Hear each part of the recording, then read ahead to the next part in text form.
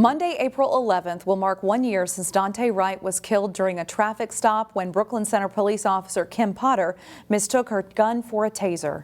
In the last year, we've seen efforts to reform public safety right here in Brooklyn Center and on a state level too.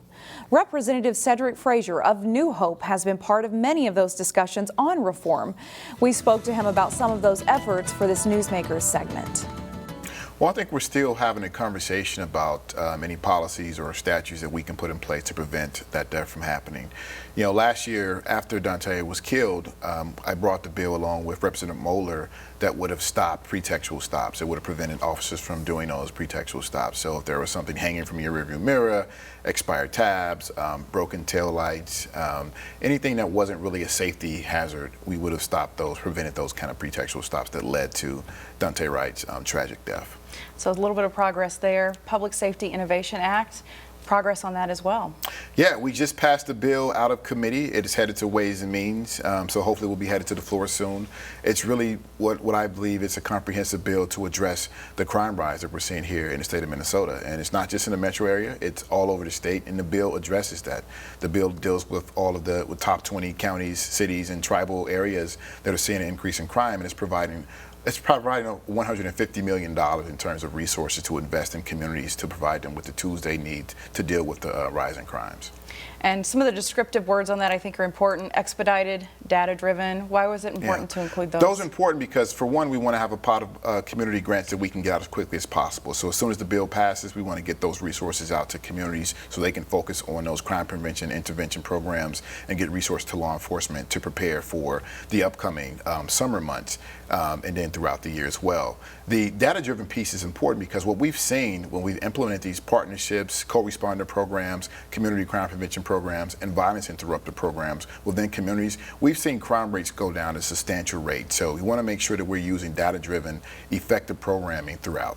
All right, and this using interveners, we've seen that more and more. Do you think that's a trend that's here to stay and people are weighing into the success of that? I think so. I think we are going to see that as a trend. It's here to stay. Law enforcement tells us that they like it. It's making their jobs easier. They're able to partner and become more acquainted with the community by working in partnership with these community organizations. So I think it's here to stay because it's effective.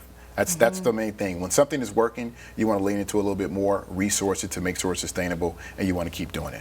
All right, tell me about this peace officer standards bill that you've been working on. So that's actually a part of the innovation package. Okay. So you've got the piece that will deal with building community trust with our police officers. Right now, there's a very high threshold that every other licensing board in the state does not have. Right now, if you're a peace officer and if there's a complaint against you, the peace officer standard board that gives you your license, they can't take any action on that unless there is a conviction at the gross misdemeanor level or at the felony level. What we're trying to do is say, hey, you have a very important job. It is to protect and serve our community. We trust in you to do a lot. We're giving you the discretion to actually infringe upon our civil liberties, so we believe you should be held to a high standard. And when I talk to rank and file officers, they agree they should be held to a higher standard. They take pride in the work that they do, and so essentially what this would do is we'd be able to treat them like every other professional licensing board in the state of Minnesota. All right, Representative Cedrick Frazier, a lot going on right now. We'll be watching to see how it goes. Thanks for having me. The Brooklyn Center City Council has taken steps toward police reform. Recently, they approved 10 people to be members of an implementation committee for police reform. The committee is charged with rolling out several reform measures approved in the city's budget last December. Those include a new mental health unit and a new civilian traffic enforcement unit.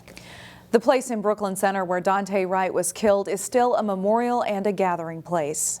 I am hoping that, obviously I want it to be a living memorial. I want my son's name to be remembered, but I don't want it to be an inconvenience to the community. The memorial is on 63rd Avenue and Catherine Drive. The city plans to take it down a few weeks ago, but they put their plans on hold after several people spoke against moving the memorial.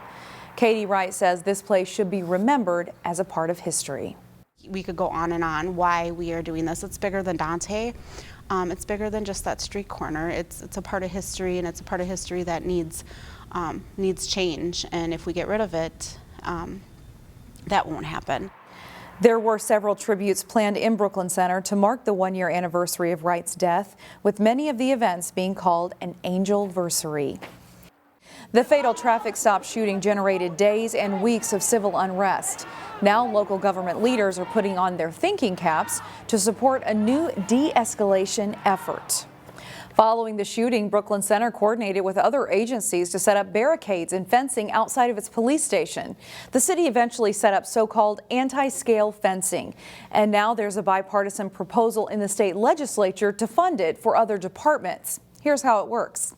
It's more solid product than what people typically would see with chain link, so that it provides more security from people not being able to breach the fence, which allows for more separation between law enforcement and the protesters. Crystal Public Works Director Mark Ray is part of a metro area fencing consortium. The initiative started with police chiefs in Hennepin County and expanded to the Twin Cities 7-county metro. However, the biggest challenge with anti-scale fencing is it's very expensive. It's why the consortium is seeking $5 million in funding from the state legislature to purchase and maintain the fencing. Ray sees it as an essential tool. And really, we need to be careful to make sure that the violent and destructive actors that sometimes try to use these incidents to create damage, that they're not allowed to hijack those conversations and the legal protests. Besides cost, there's another issue with the anti-scale fencing. The nearest vendor is in Chicago. The anti-scale fencing saw it could be set up within 8 hours as opposed to days for other types of barricades and fencing.